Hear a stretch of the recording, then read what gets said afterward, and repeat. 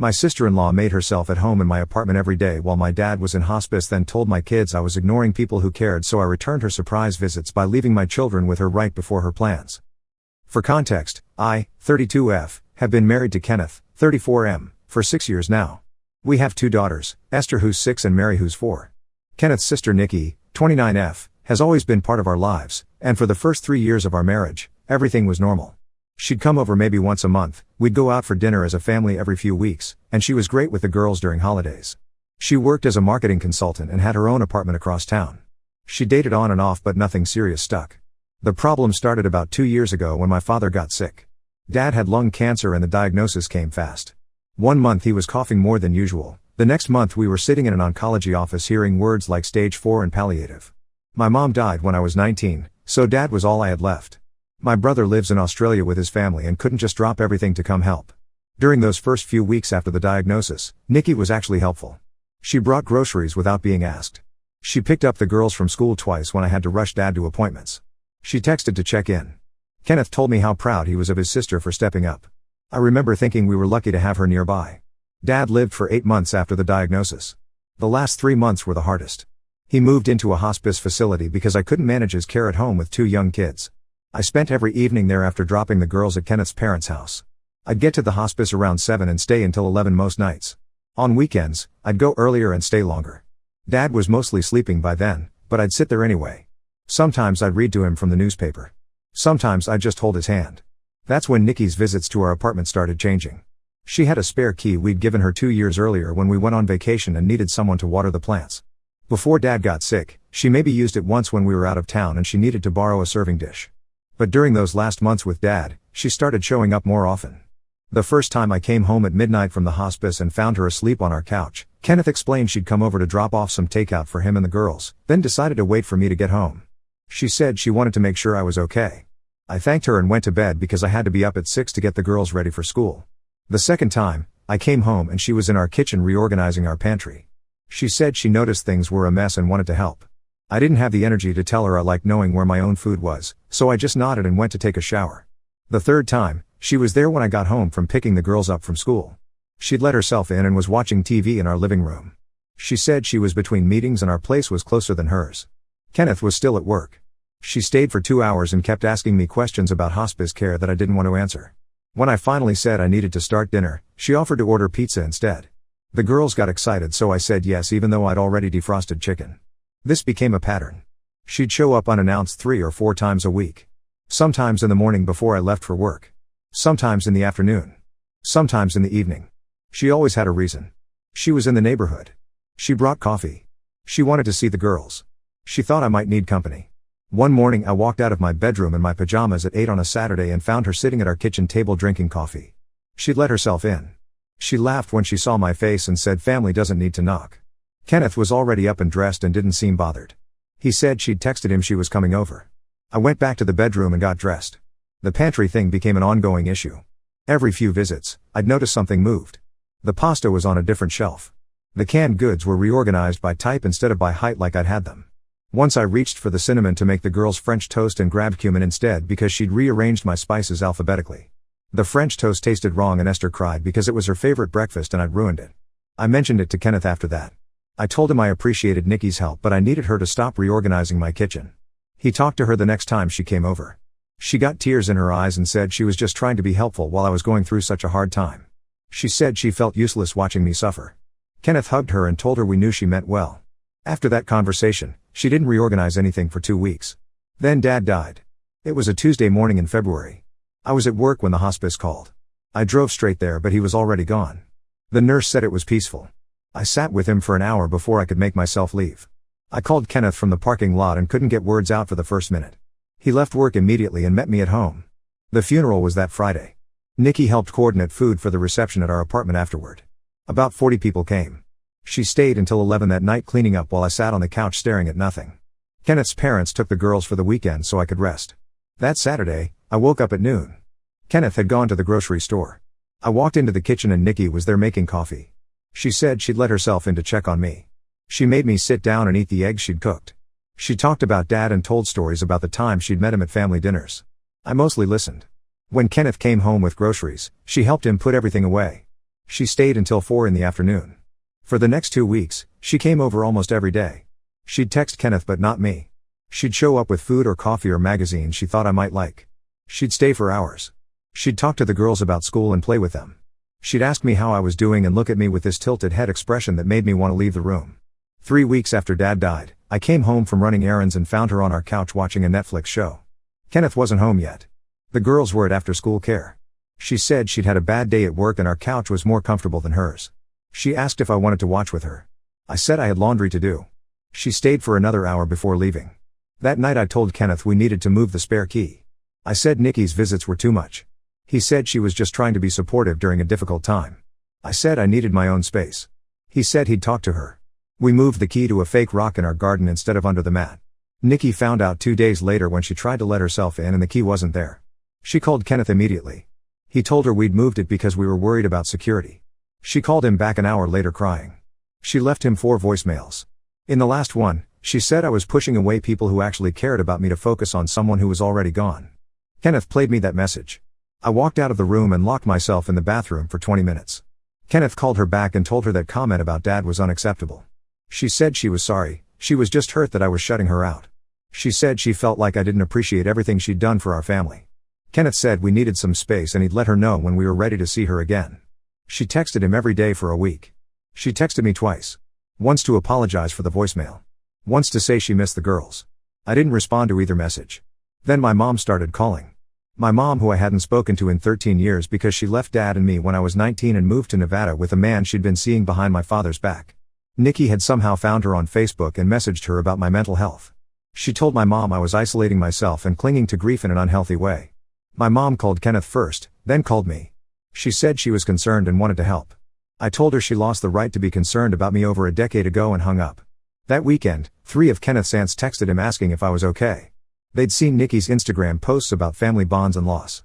She'd posted old photos of the girls with captions about missing people without getting to say goodbye. She hadn't mentioned any names but the aunts put it together. Kenneth texted his family group chat and said we were fine and asked everyone to give us privacy. The following Tuesday, I found a casserole on our doorstep. It was still warm. There was a note from Nikki that said she hoped I had time for her again soon. I put the casserole in the fridge and threw the note away. That night, I told Kenneth the first had an idea. He asked what it was. I said I wanted to take Nikki up on her family doesn't need an invite policy. He looked confused until I explained. Then he said it might not be a good idea. I said she'd been making herself at home in our space for months, maybe it was time we did the same. He thought about it and said he'd support whatever I decided. Update 1: I dropped the girls off at Nikki's apartment last Saturday morning. I didn't call first. I didn't text.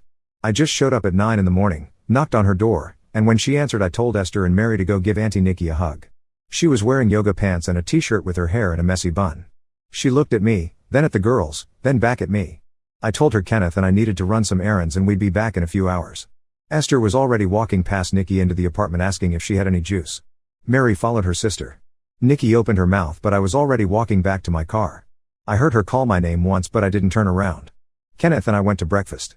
We sat there for 2 hours drinking coffee and not talking about anything important. We went to the bookstore. We walked around the mall. We got back to Nikki's apartment at 1 in the afternoon. When she opened the door, there was marker on her white couch. Esther had drawn a picture. Mary had spilled juice on the kitchen floor and Nikki had already cleaned it up but you could see the paper towels still sitting on the counter. Nikki looked tired. She asked if we had a nice time. I said yes and thanked her for watching the girls. She didn't say anything else. I did it again 2 weeks later. It was a Sunday morning this time. I knocked on her door at 8 and she answered in her bathrobe. I said Kenneth and I wanted to visit my father's grave and could she watch the girls for a few hours. She stood there for a long moment. Esther and Mary were already pushing past her asking about her cat. Nikki looked at me and something in her expression changed but she said okay. We came back 4 hours later. Her apartment was a mess. The girls had gotten into her makeup. Mary had purple eyeshadow smeared across her cheek. Esther had used Nikki's red lipstick to draw on paper but some got on the coffee table. Nikki had tried to clean it but you could still see the stain. Her diffuser had been knocked over and there was water on her bookshelf. She handed me a container of wipes and said next time she'd appreciate more notice. I said I thought family didn't need an invite. She stared at me. I got the girls' shoes back on and we left. The third time was yesterday. Nikki had posted on her Instagram story that morning about her spa day. She had a facial appointment at 2. I saw it at 10. Kenneth said maybe this was taking it too far. I said she'd been taking it too far for over a year. I showed up at her apartment at 1:30. She was fully dressed in nice pants and a blouse. Her hair was done. She had makeup on. She opened the door and her smile disappeared when she saw the girls and me standing there. I said Kenneth had a work emergency and could she please watch Esther and Mary for the afternoon. She said she had plans. I said I was sure she could reschedule. Esther was already walking inside asking to see the cat again. Nikki followed me back out into the hallway. She said this wasn't okay. I said I'd be back by 6. She said she had her spa appointment. I said she was always talking about how important family was. She said that wasn't fair. I was already walking away. She called after me that she wasn't canceling her plans. I got in my car and drove home. Kenneth was there waiting. He asked if I felt better. I said I wasn't sure yet. My phone started ringing at 2:15. It was Nikki. I didn't answer. She called again at 2:20. Then at 2:30. At 2:45, she left a voicemail. Her voice was different. Higher. She said she'd missed her appointment. She said the girls were fine but I needed to come get them now. She said this game I was playing needed to stop. At 3, she left another voicemail. This one was yelling. She said she wasn't my free babysitter. She said her time was her own. She said I was being manipulative and cruel. She said just because I was grieving didn't give me the right to use her. At 3:30, she sent a text. It said if I wasn't there by 4, she was calling Kenneth's parents to come get the girls. I replied and said I'd be there at 6 like I told her. She sent back a message with just question marks. Kenneth and I got to her apartment at 5:45. Nikki opened the door and told the girls to get their shoes on immediately. She didn't look at me. Esther and Mary hugged her goodbye but she barely hugged them back. As we were leaving, I turned and said we should do this again soon. She slammed the door. That night, she posted an Instagram story about energy vampires and people who take without giving. She didn't tag me but 3 people sent me screenshots. Kenneth's mom called him asking what was going on. He said it was between me and Nikki and he wasn't getting involved beyond supporting his wife. 2 days ago, I tried to drop the girls off one more time. It was a Wednesday morning. I knocked on Nikki's door and waited. I could hear movement inside. I knocked again. Nothing. I called her phone and heard it ringing on the other side of the door. She didn't answer. I took a sticky note from my purse and wrote just like old times, right? And stuck it to her door. Esther asked why Auntie Nikki wasn't answering. I said maybe she was busy. We left and I took the girls to Kenneth's parents instead. Yesterday, Kenneth told Nikki she needed to apologize if she wanted to see the girls again. She hasn't responded to his message yet. The girls asked about her at dinner last night. Esther wanted to know if she did something wrong. I said no and served them more pasta. Update 2: Mary asked me last week if Auntie Nikki was mad at her. We were getting ready for bed and she wouldn't put her pajamas on. She just stood there holding them and looking at the floor. I asked why she thought that. She said because Auntie Nikki used to come over all the time and now she doesn't. Esther was listening from her bed. She said Auntie Nikki probably isn't mad, she's just busy. Then she asked if people stop visiting when they get busy. I said sometimes people visit less when their schedules change. Esther asked if that's what happened. I said yes and turned off the light. The next morning, Esther wouldn't eat her breakfast. She pushed her cereal around the bowl. I asked what was wrong. She said nothing for a long time. Then she said that when we left her and Mary at Auntie Nikki's house those times, Auntie Nikki told them things. I put down my coffee. I asked what kind of things. Esther said Auntie Nikki told them that I was ignoring people who cared about me. That I was too focused on being alone. That Auntie Nikki was worried about me but I wouldn't let her help. Mary was still eating her cereal. She said Auntie Nikki also gave them special gummy bears and said not to tell me because I might take them away. I asked what kind of gummy bears. Mary said the purple ones that tasted like grapes. I looked at Kenneth. He was standing by the coffee maker and his face had gone blank. He asked Esther if Auntie Nikki said anything else. Esther shrugged. She said Auntie Nikki talked about how families should stick together and how sometimes mommies need space but it's important to let them know you love them anyway. Kenneth took the day off work. We drove the girls to school and then sat in the car in the parking lot for 20 minutes not saying anything. Finally, he said he'd call Nikki after work. I said okay. He called her that night. They talked for an hour. I could hear his voice getting louder in the other room but I couldn't make out the words. When he came back to the living room, he sat down next to me and said Nikki denied saying anything inappropriate to the girls. She said she might have mentioned she missed seeing me but that was all. Kenneth said he told her she wasn't welcome to see the girls until further notice. She hung up on him.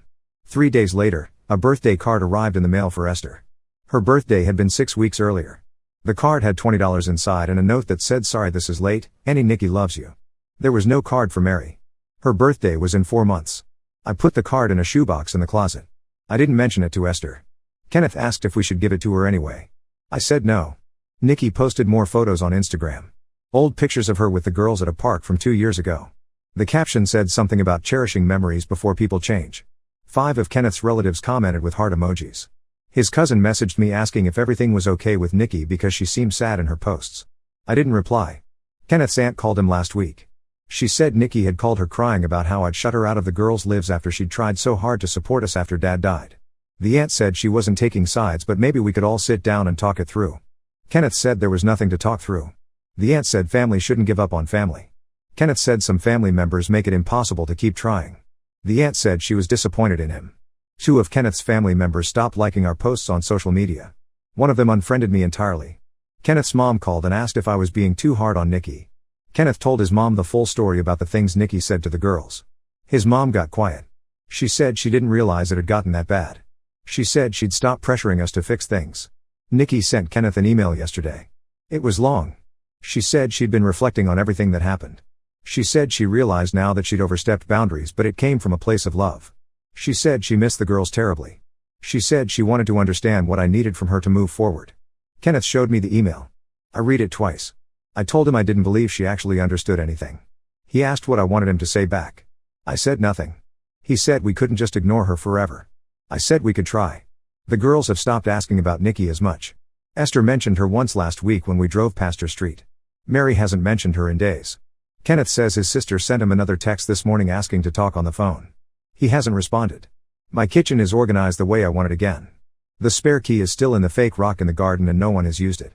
I make French toast on Saturday mornings and the cinnamon is exactly where I expect it to be. Update 3: Kenneth's uncle called him 2 weeks ago.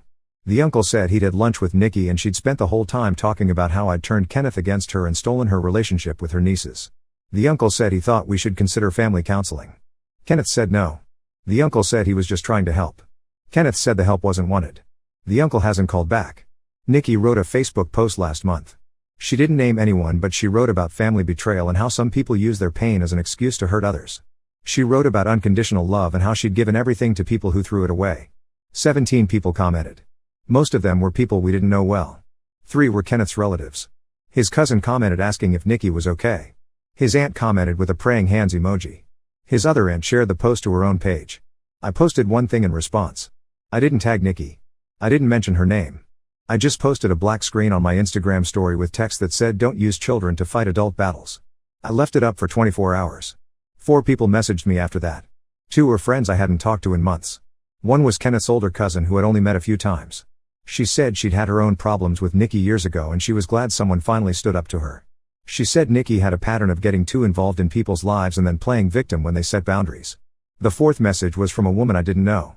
She said she was Nikki's ex-roommate and she'd watched Nikki do the same thing to another friend. She said she was sorry we were going through it. Kenneth and I talked about whether we should tell his parents everything that happened. We decided they didn't need to know all the details. His mom had already backed off after the conversation about what Nikki said to the girls. His dad never got involved in family drama anyway. Last week, Nikki sent Kenneth another email.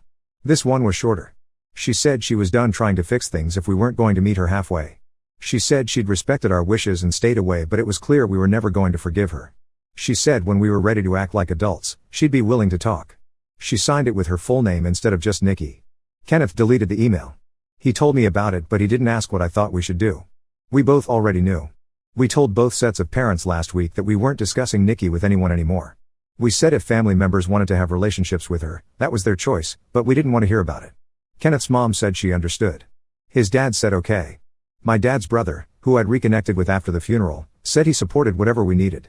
Esther asked about Nikki one more time. It was 3 nights ago. She asked if we would see her at Christmas. I said probably not. Esther said okay and went back to coloring. Mary didn't react at all. Nikki posted another photo yesterday. It was her at a coffee shop with a friend. The caption said something about surrounding yourself with real family. I saw it because Kenneth's cousin sent me a screenshot. I looked at it once and then deleted the message. Kenneth said last night that he felt lighter. He said he'd been carrying guilt about the whole situation, but it was starting to lift. He said cutting Nikki out was the right choice even though it was hard. I didn't say anything back. I was washing dishes and he was drying them, and that felt like enough of an answer. The girls are fine.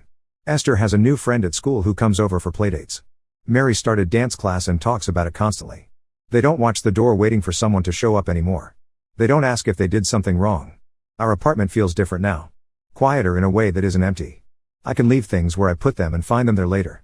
I can walk out of my bedroom in pajamas on Saturday morning and know no one else will be in my kitchen.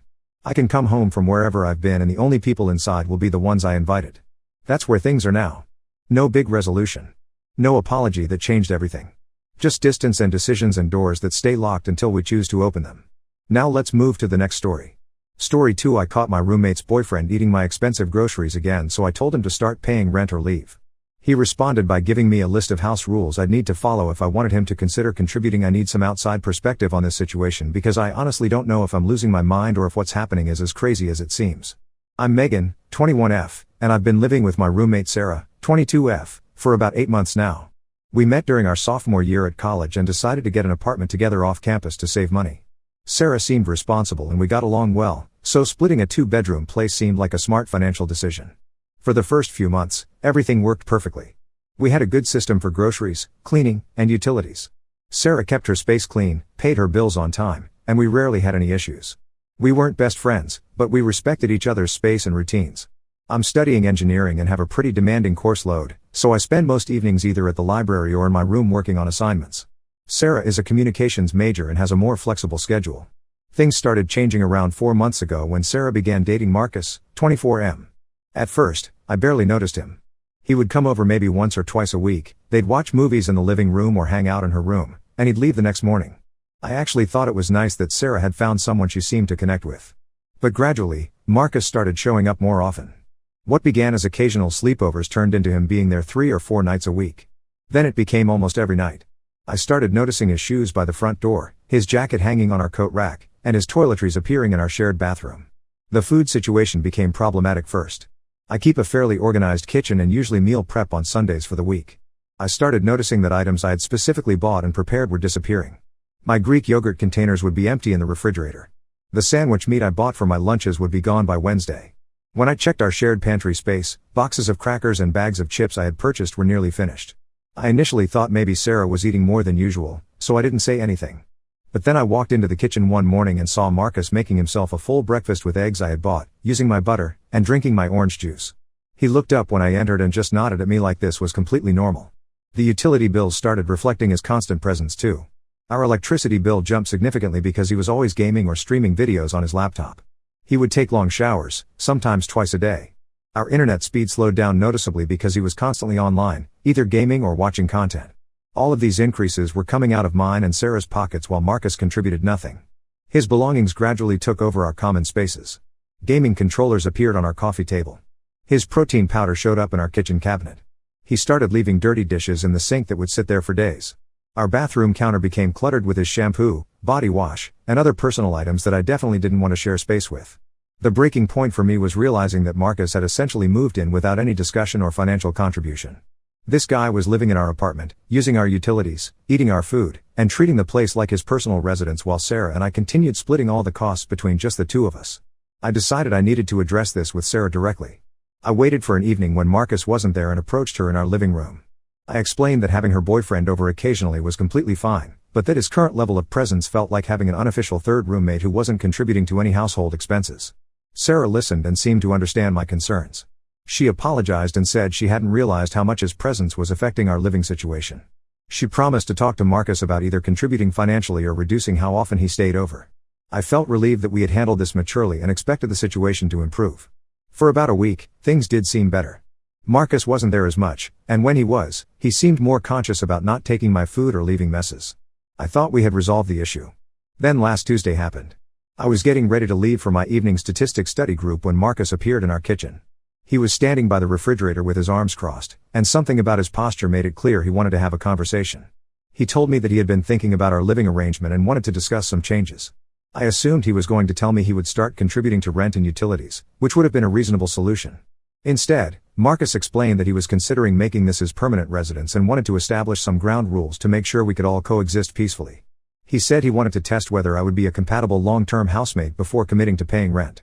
I asked him what he meant by ground rules, and his response completely caught me off guard. First, he said I needed to contribute more to household cooking duties. He explained that since there would be 3 people living here, it made sense for everyone to take turns preparing meals for the group. He suggested a rotation where I would cook dinner for all 3 of us twice a week. Second, he told me that having male visitors would be disruptive to his comfort level in the apartment. He said that since this would be his home too, he should have some say in who gets invited over. He suggested that I should clear any male guests with him and Sarah first to make sure everyone was comfortable with the arrangement. Third, he explained that his work required him to have reliable internet access during specific hours for video calls and file uploads. He wanted me to avoid using bandwidth-heavy applications like streaming services or video calls during his designated work times, which apparently were most weekday evenings from 6 p.m. to 10 p.m. I stood there listening to this list, and honestly, I started laughing. Not a mean laugh, but the kind of laugh that happens when something is so absurd that you can't process it any other way. Here was someone who had been living in my apartment for months without paying a single dollar, eating my food, using my utilities, and now he wanted to establish rules for how I could live in the space I was paying for. I told him there was absolutely no way he was moving in permanently and that his suggestions were completely unreasonable. I explained that I already cook for myself, that I should be able to have whoever I want as guests in my own home, and that I pay for internet access so I can use it when I need it. Marcus got visibly upset and said I was being inflexible and unreasonable. He said he was trying to find a fair solution that would work for everyone, and that my response showed I wasn't interested in compromise. He immediately went to Sarah's room, and I could hear them having an intense conversation behind her closed door. About 20 minutes later, Sarah came out and asked if we could talk. Sarah told me that Marcus had explained the situation to her, and she felt I had been unnecessarily harsh in my response. She said he was just trying to figure out how to make the living arrangement work for everyone, and that I should have been more open to discussion instead of shutting him down completely. She suggested that maybe I was having trouble with the idea of him moving in because I was jealous of their relationship. She said that as her roommate, I should be supportive of her happiness and willing to make reasonable adjustments to accommodate her boyfriend. Sarah then told me that if I couldn't be more flexible about this situation, maybe we should reconsider our living arrangement entirely. She said she needed a roommate who would respect her relationship and be willing to work together to find solutions rather than creating problems. Over the next few days, a couple of Sarah's friends reached out to me through social media. They had apparently heard her version of events and wanted to tell me that I was being selfish and controlling. One of them said I was clearly jealous that Sarah had found someone and was trying to sabotage their relationship out of spite. I've been going over this situation repeatedly, trying to figure out if I'm missing something or if my perspective is completely wrong. The whole thing feels insane to me, but having multiple people tell me I'm being unreasonable is making me second guess myself.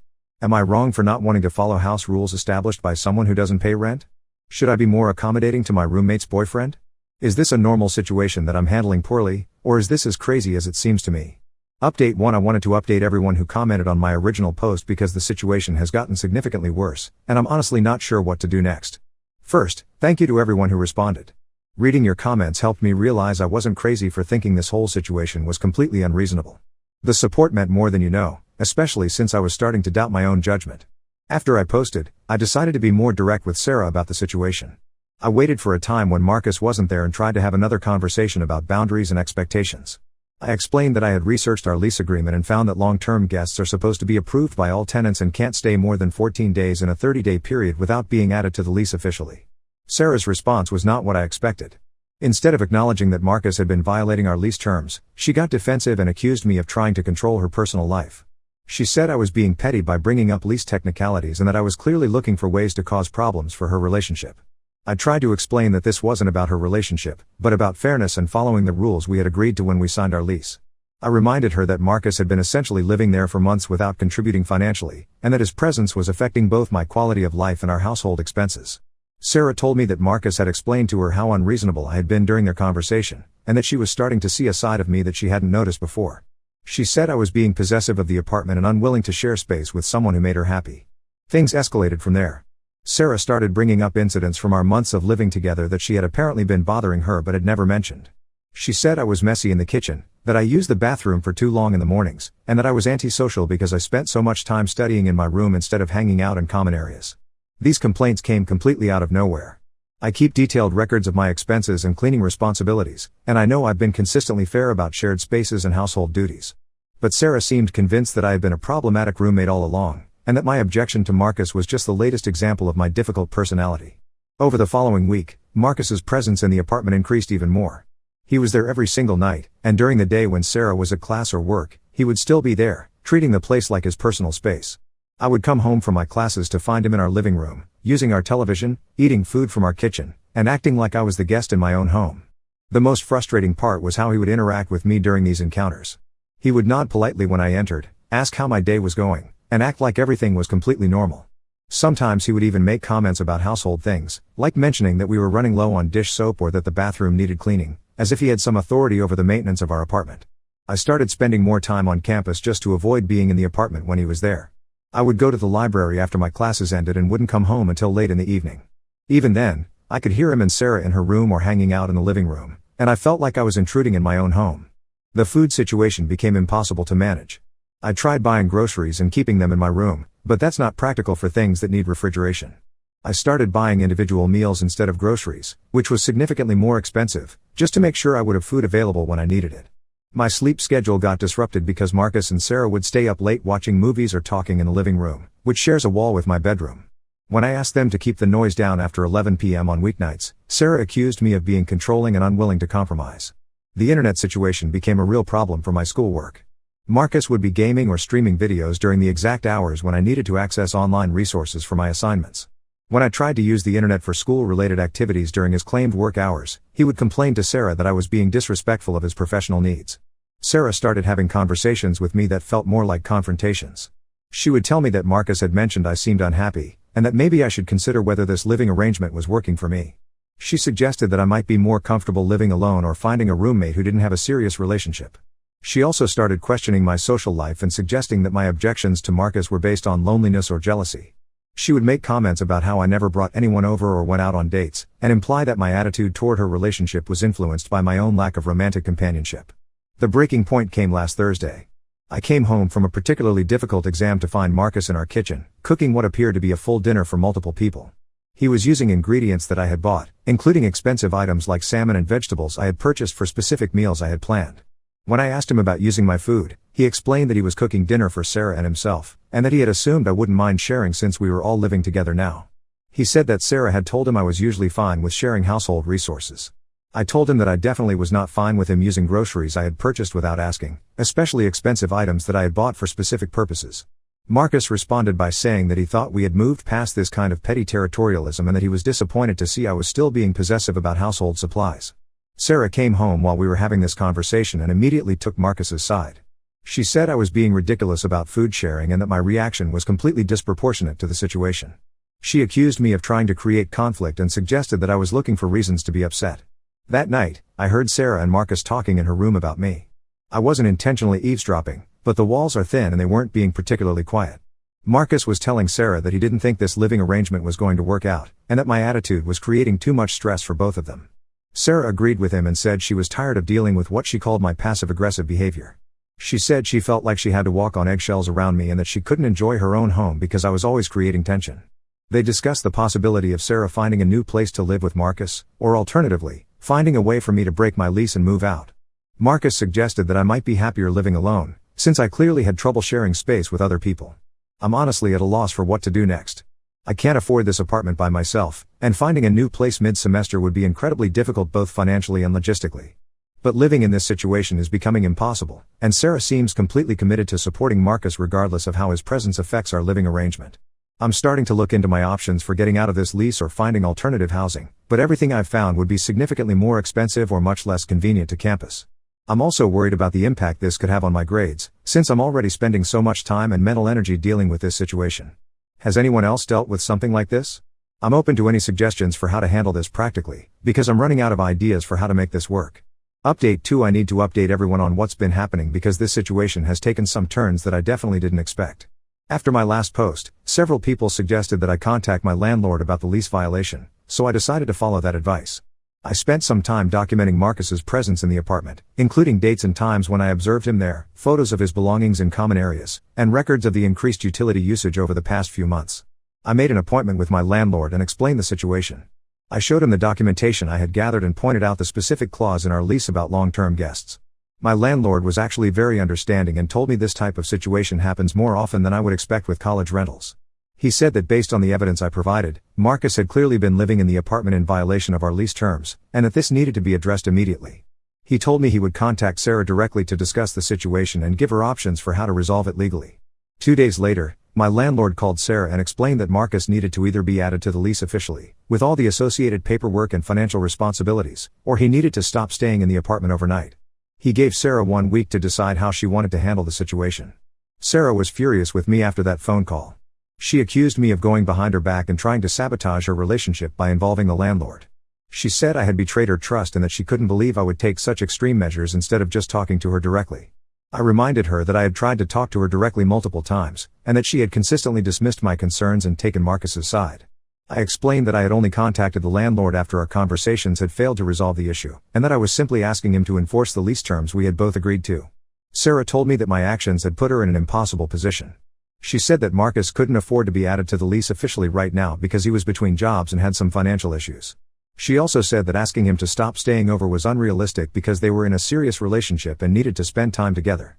Over the next few days, I could hear Sarah and Marcus having long, intense conversations in her room. Sometimes these conversations got heated, and I could hear raised voices, though I couldn't make out specific words. Marcus seemed to be there even more frequently during this period, as if they were trying to spend as much time together as possible before the deadline. Sarah started acting cold toward me around the apartment.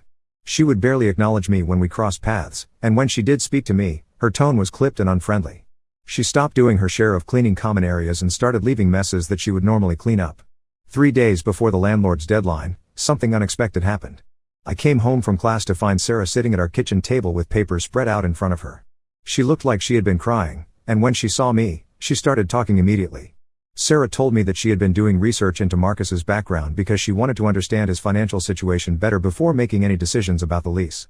She said she had been trying to help him figure out how to get his credit and employment situation in order so that he could potentially be added to our lease. During this research, Sarah discovered some things about Marcus that she hadn't known before. She found out that he had been evicted from his previous apartment for not paying rent, and that he currently owed money to his former landlord. She also discovered that he had lied to her about his employment situation. He wasn't between jobs as he had told her, but had been fired from his last position several weeks earlier for attendance issues. Sarah said that when she confronted Marcus about these discoveries, he became defensive and angry. He accused her of not trusting him and said that his past financial problems weren't relevant to their current relationship. He told her that if she couldn't support him during a difficult time, then maybe they weren't as compatible as he had thought. But the part that really upset Sarah was learning that Marcus had been telling people a different version of our living situation. She found out through mutual friends that Marcus had been claiming he was paying rent and contributing to household expenses, and that I was the one creating problems by being unwelcoming and territorial about the apartment. Sarah realized that Marcus had been lying not just to me, but to her and to their friends about his role in our household. She said she felt manipulated and embarrassed that she had been defending him without knowing the full truth about his situation. When the landlord's deadline arrived, Sarah told Marcus that she couldn't ask to have him added to the lease given what she had learned about his financial and legal issues. She also told him that she needed some time to reconsider their relationship in light of his dishonesty. Marcus did not take this well. According to Sarah, he became very angry and accused her of choosing me over him. He said that I had poisoned her against him and that she was making a mistake by believing lies about his character. He told her that if she couldn't support him through this difficult time, then their relationship was over. Marcus hasn't been back to the apartment since that conversation, which was about 2 weeks ago now. Sarah has been dealing with the aftermath of their breakup, and honestly, she seems relieved in some ways, though also sad about how things ended. Sarah and I have had a few conversations since then, and she has apologized for not listening to my concerns earlier. She said she realizes now that Marcus had been taking advantage of both of us, and that her loyalty to him had blinded her to how unfair the situation had become. However, things between Sarah and me aren't completely back to normal. There's still some tension from everything that happened, and I think we both realize that our living situation and friendship were damaged by this experience. We're being polite and respectful with each other, but we're not as comfortable around each other as we used to be. I'm relieved that Marcus is no longer living in our apartment, and my daily life has definitely improved without his constant presence. I can use my own food, have reliable internet access, and feel comfortable in my own home again. But I'm also aware that my relationship with Sarah has changed in ways that might not be repairable. We still have several months left on our lease, so we're both committed to making this work until then. After that, I'm not sure what will happen.